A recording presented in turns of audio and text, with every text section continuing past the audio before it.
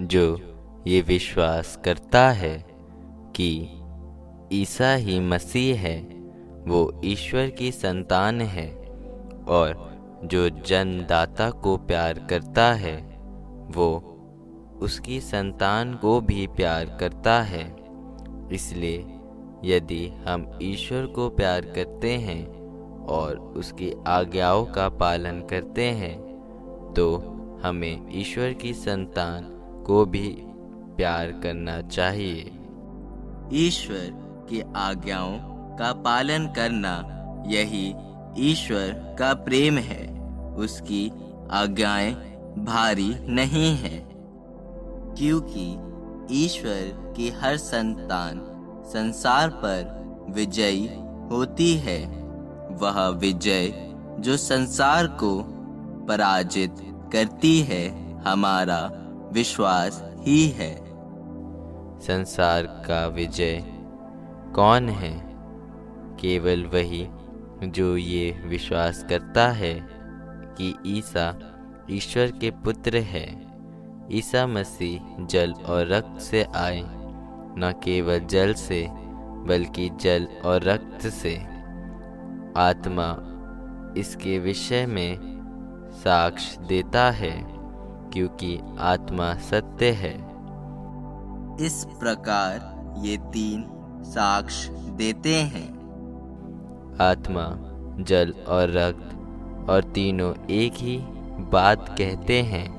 हम मनुष्यों का साक्ष्य स्वीकार करते हैं, किंतु ईश्वर का साक्ष्य निश्चय ही कहीं अधिक प्रामाणिक है। ईश्वर ने अपने पुत्र के विषय में साक्ष्य दिया है।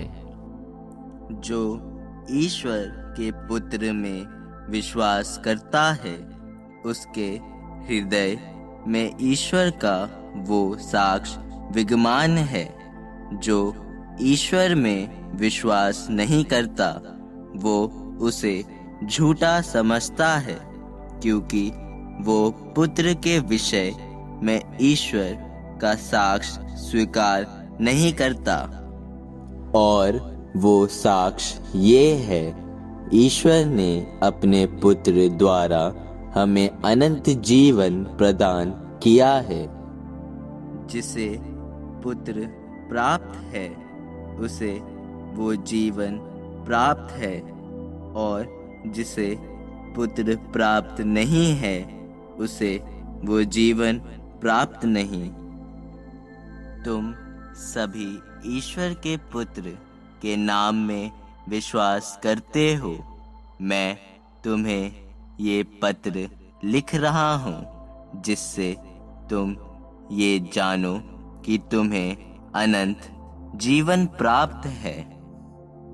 हमें ईश्वर पर ये भरोसा है कि यदि हम उसकी इच्छा अनुसार उससे कुछ भी मांगते हैं तो वो हमारी सुनता है। यदि हम ये जानते हैं कि हम जो भी मांगे वो हमारी सुनता है, तो हम ये भी जानते हैं कि हमने जो कुछ मांगा है वो हमें मिल गया है। यदि कोई अपने भाई को ऐसा पाप करते देखता है जो प्राण घातक ना हो, तो वो उसके लिए प्रार्थना करे, और ईश्वर उसका जीवन सुरक्षित रखेगा।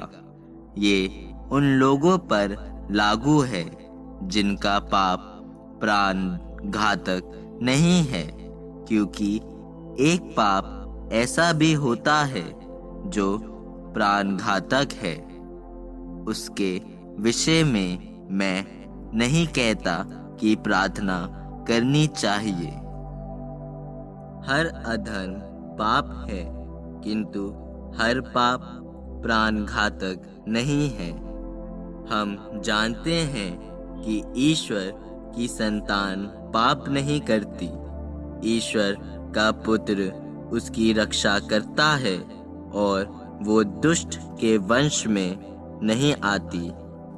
हम जानते हैं कि हम ईश्वर के हैं, जबकि समस्त संसार दुष्ट के वश में है। हम जानते हैं कि ईश्वर का पुत्र आया है और उसने हमें सच्चे ईश्वर को पहचानने का विवेक दिया है। हम सच्चे ईश्वर में निवास करते हैं क्योंकि हम उसके पुत्र ईसा मसीह में निवास करते हैं। यही सच्चा ईश्वर और अनंत जीवन है।